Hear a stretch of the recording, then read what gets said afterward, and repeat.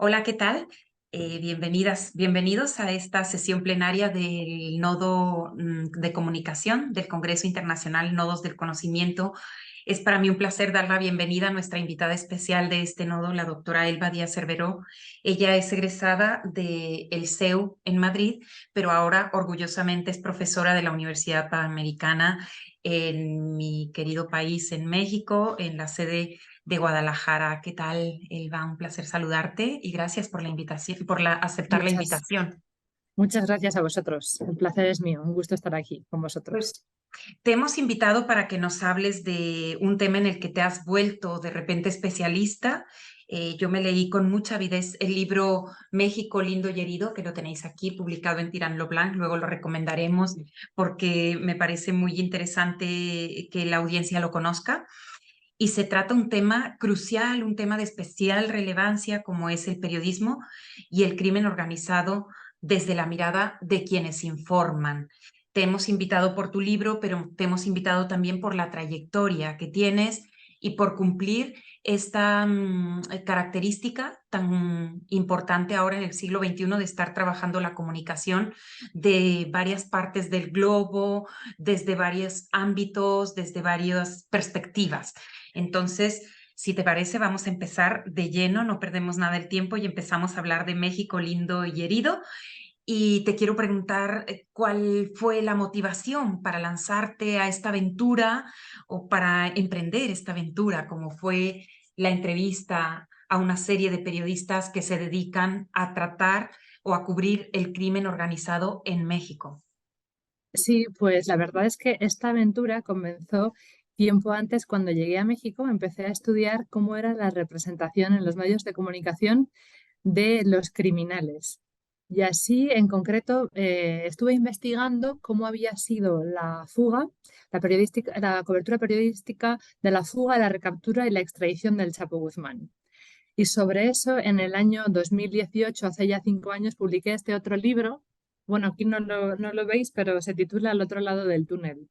La cobertura periodística de la fuga, la recaptura y la extradición del Chapo Guzmán. En este libro yo fui la coordinadora.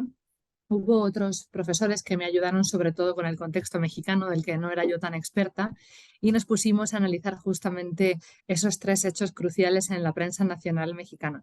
Y de ahí, después de terminar este libro, yo me quedé preguntándome, bueno, hasta ahora, como hacemos casi siempre los investigadores, hemos analizado el contenido, a veces también analizamos la percepción, pero me interesó mucho ver cómo era el punto de vista de los autores de esas notas.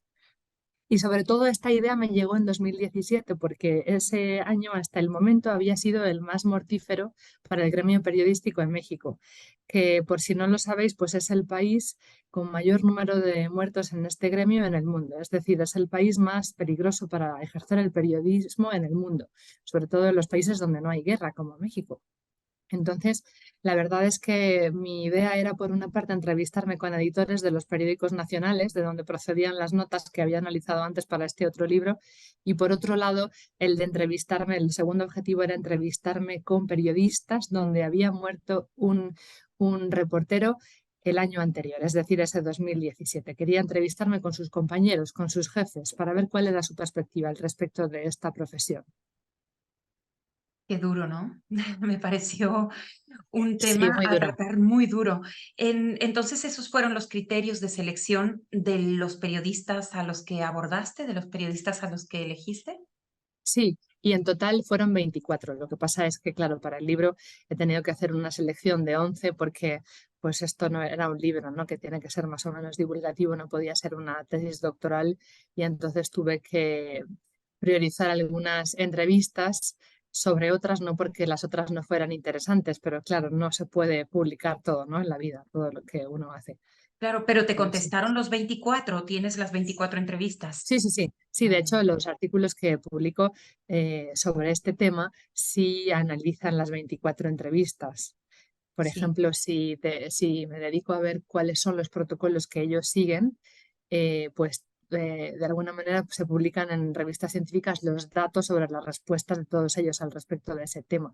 Solo que las revistas completas como tal sí he tenido que hacer una selección, digamos, Sí, para que te sean exhaustivas. sorprendieron, ¿Te sorprendieron las respuestas, Selva, viviendo en México, siendo tú española y estando allí en un país que todavía no controlabas del todo, porque tienes tiempo Exacto. viviendo allí? Sí, sí, sí. Yo tengo 10 años viviendo aquí, pero desde luego que este es un tema que, por desgracia, no se llega a controlar del todo y uno quisiera no tener que controlar o que convertirse en experto en algo como esto, ¿no? Pero lo cierto es que justamente el criterio de la selección de las entrevistas que se publicaron en ese libro que tienes ahí tiene que ver justo con lo llamativo de las respuestas, ¿no? Que evidentemente, pues creo que para el público de cualquier lugar del mundo, de España o de cualquier país, puede ser lo más interesante y que además recogen fielmente lo que en general han dicho todos ellos. Sí, como extranjera, ¿tuviste ventajas o desventajas con los periodistas que se abrieran a ti y te atendieran y fueran honestos en sus respuestas? Digo honestos por utilizar el masculino genérico, pero entrevistaste también a periodistas mujeres.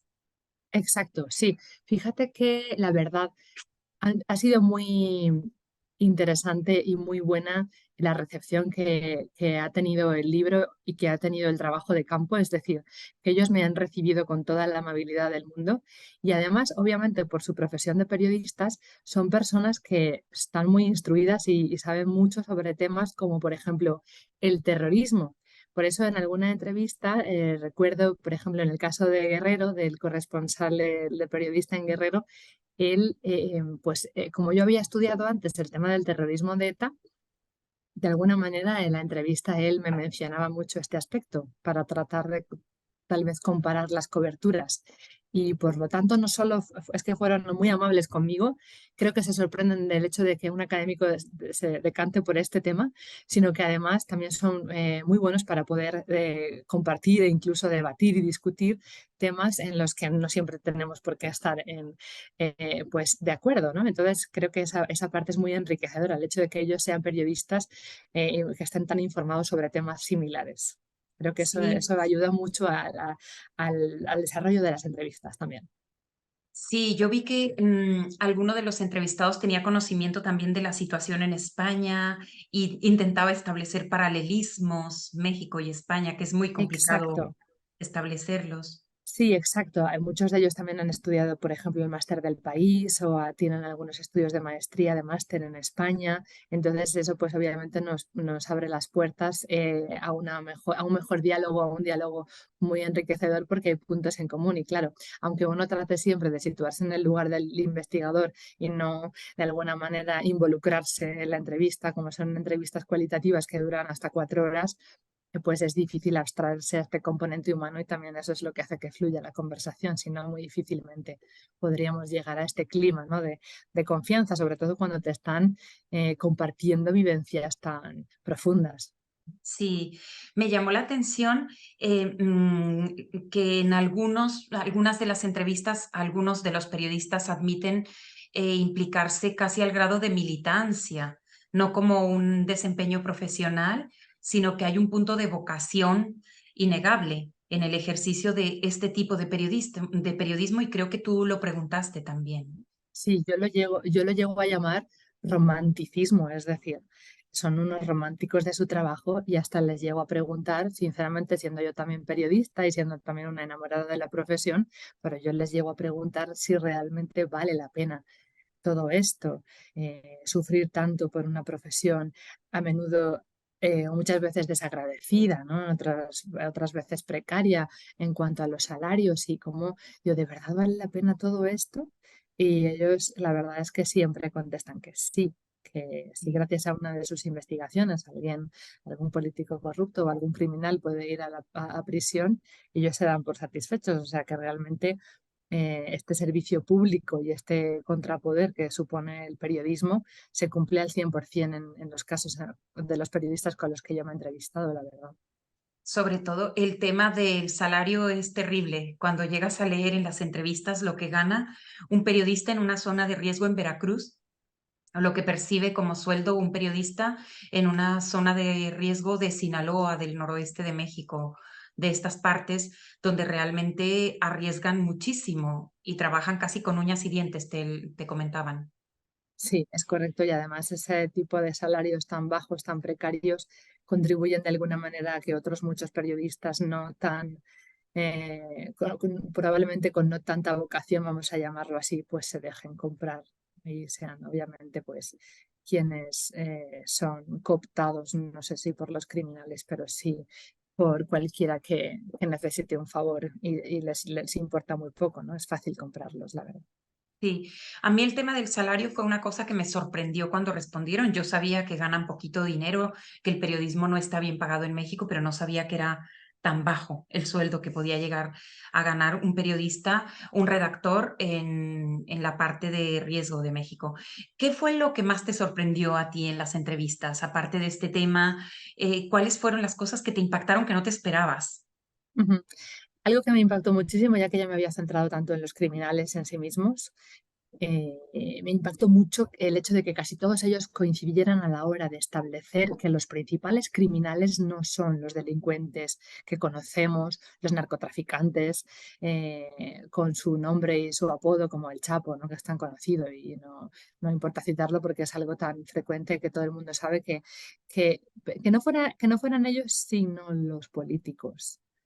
Sí, Ellos, casi todos ellos reconocen que no han tenido una amenaza de un criminal propiamente dicho, sino de probablemente un, un político, sea del ámbito local, regional.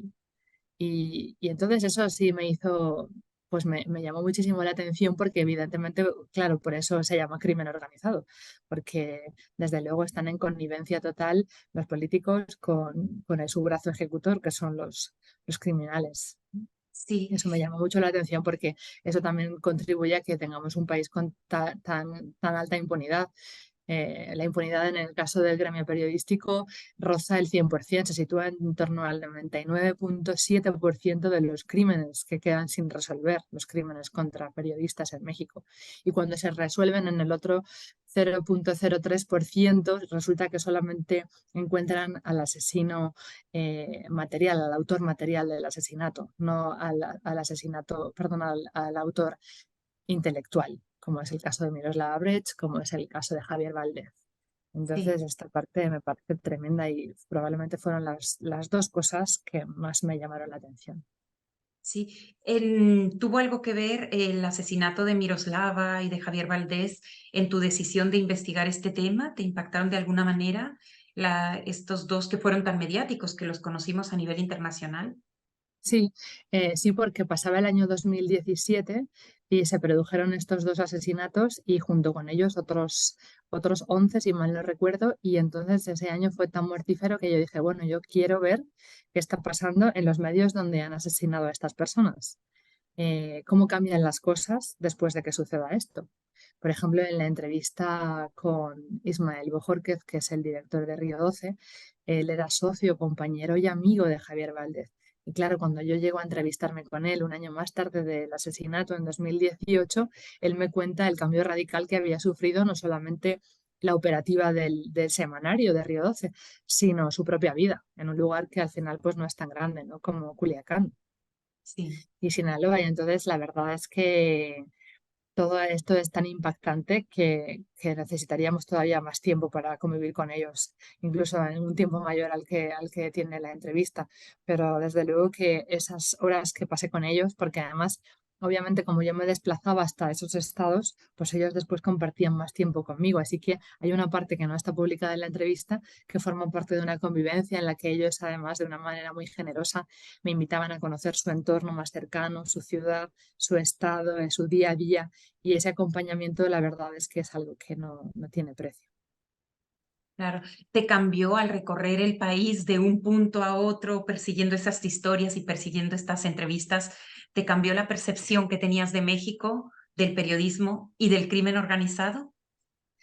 Sí me cambió porque es algo tan impregnado, tan diario, que yo me doy cuenta de que así como nosotras podemos tener miedo, incluso aunque no nos dediquemos a eso, solamente cuando pensamos que hay personas que se dedican a eso, ellos lo tienen tan asumido, es algo tan cotidiano y ven la muerte tan de cerca que no es que estén desensibilizados, pero sí me llama mucho la atención como siempre lo digo, en un país con tanta gente tan buena como México, Mm. hay como que creo que también es otra de las paradojas de México, hay tan hay alguna poca gente tan mala, ¿no? Es un país muy desigual en general, México, así como hay muchos pobres y tan poquitos tan ricos, hay muchísima gente, inmensamente, la mayoría muy buena y unos poquitos muy malos. Y esa dicotomía me produce pues una realidad que es muy diferente a la que tiene un español cuando viene a México, aunque sea a trabajar y no solo de turismo. Me llamó muchísimo la atención y me sigue llamando la atención, y la verdad es que muchos me piden, mis familiares, mis amigos, que deje este tema ya, que ya no lo investigue más, que me dedique a otra cosa, pero es un tema que me apasiona y que una vez que lo has empezado creo que no es fácil apartarse de él. Bueno, el compromiso social sobre todo, pero yo leí el libro y pensaba si en algún momento habrías sentido miedo tú misma como investigadora del tema al estar tocando tan de cerca el peligro, porque estabas conviviendo muy de cerca con gente que ha estado muy de cerca del peligro. Yo jamás he sentido miedo sobre este tema. No sé si esto se puede llamar que soy algo temeraria, o alguien podría decir eso, pero sí, de la manera más honesta puedo decir, y tampoco lo he investigado jamás por creerme temeraria o por creer que este tema resulta muy exótico para un investigador español, sobre todo pensando que yo pues al final paso la mayor parte del tiempo en una oficina, ¿no? Como pasamos en un despacho, como pasamos los profesores de universidad. Nunca me he tenido miedo, siempre me ha tratado toda la gente con mucha amabilidad. Además, la investigación, pues obviamente es algo muy académico y creo que mm, es algo que tiene muy pocas valoraciones. Incluso si lo leyera quien no debe, no creo que esto me pusiera en ningún peligro. Creo que no es tampoco el objeto de la investigación señalar a alguien en concreto. Entonces, desde ese No, punto de vista, nunca he sentido peligro y al contrario, siempre me he sentido muy acompañada por los periodistas con los que me he entrevistado, que tampoco han hecho absolutamente nada para ponerme en riesgo ni era su afán. Entonces, sinceramente, nunca he sentido peligro. pero sí que has recorrido el país y has estado en lugares, zonas calientes, como dice aquí mismo en el libro, o como mencionan ellos, ¿no? Zonas que son mucho más peligrosas que otras. Eso también tengo que decir que me llamó la atención. Pero sí, evidentemente el periodismo en México es muy diferente al periodismo en España y así lo reflejas tú en el libro a lo largo de las entrevistas y en otros trabajos que has realizado, porque no puedes evitarlo de Ujú. comparar tu formación en España y luego el ejercicio del periodismo en México. Pero lo que más valor le otorgo y por lo que te hemos realizado esta investigación es porque lo fácil es quedarnos en el despacho, en la universidad. Lo difícil es ir a donde están y hacerles las entrevistas, preguntarles a ellos Sí. lo que opinan, ¿no?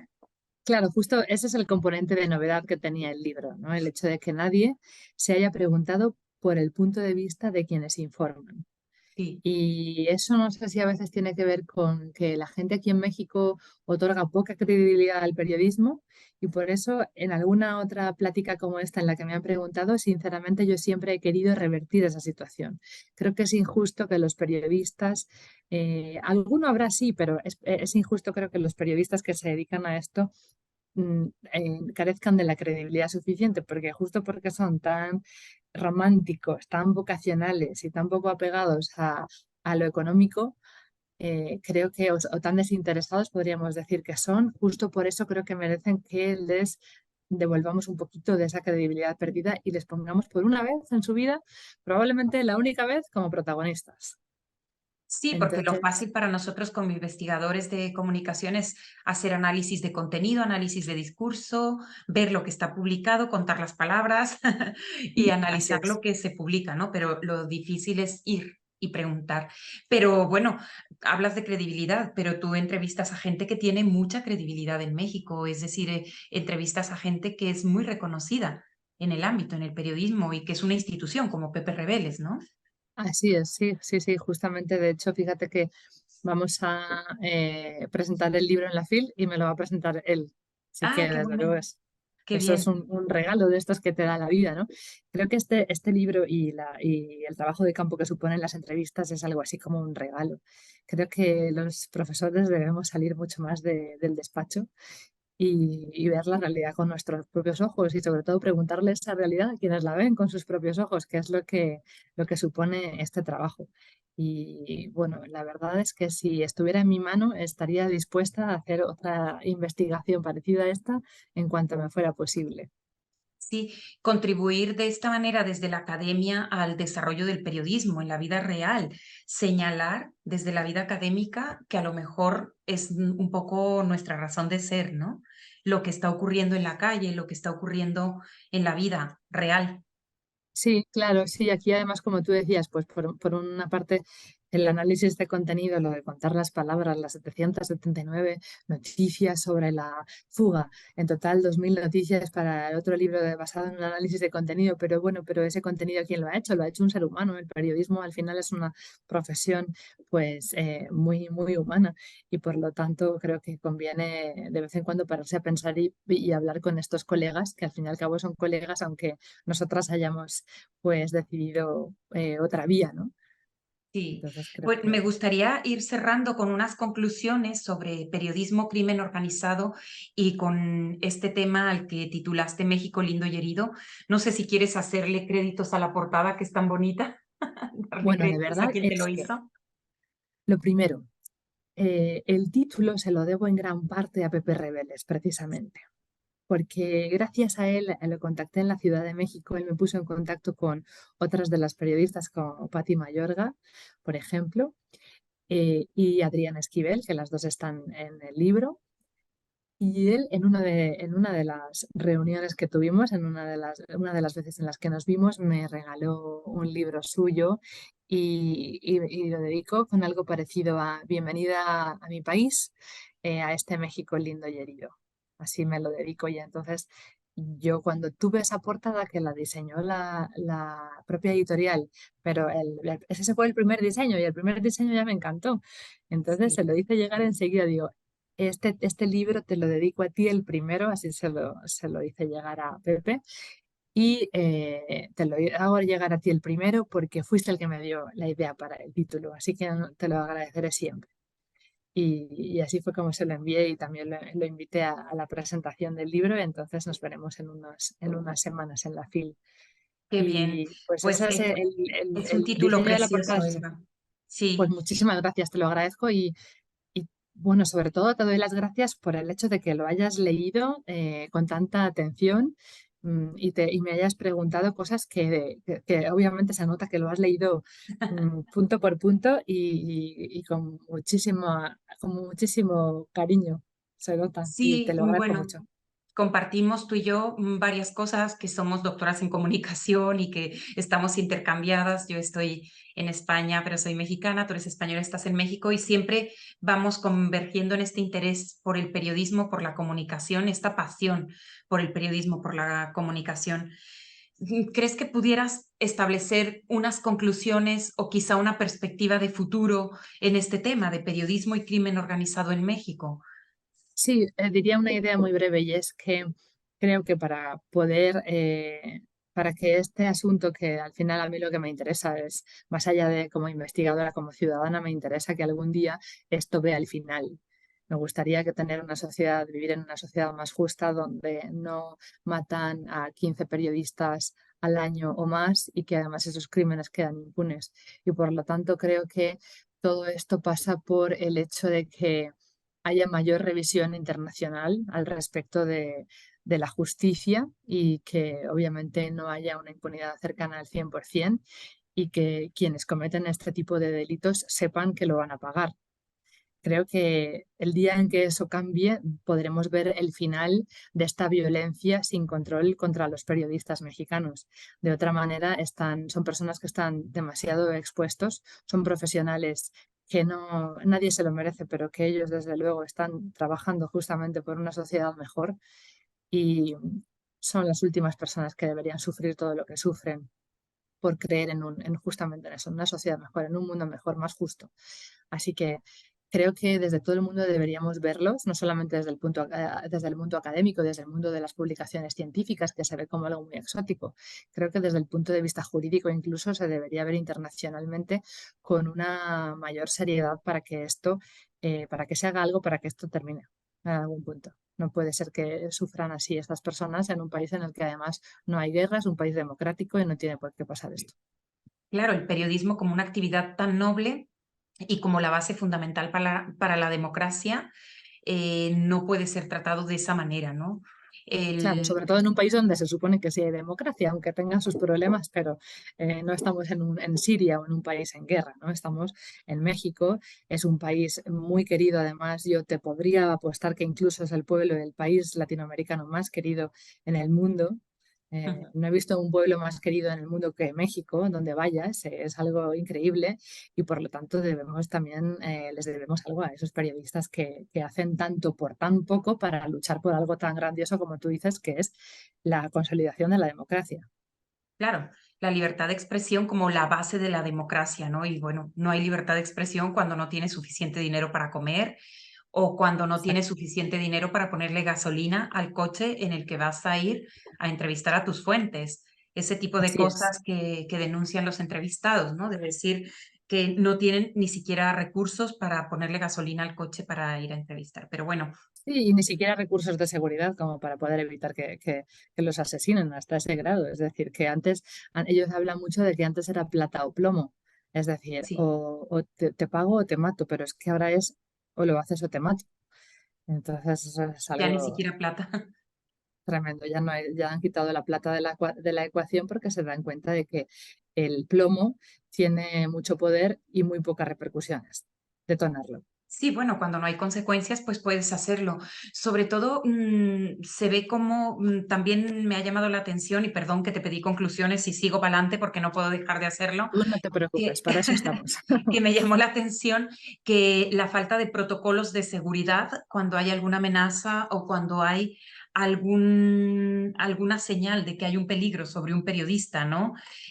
Aunque ellos mismos dicen que no se lo creen cuando tienen la amenaza, dicen, a mí no me va a pasar, la mayoría de ellos, ¿no? Pero lo mismo le pasaba a Miroslava, que no se creía que a ella le pudiera pasar.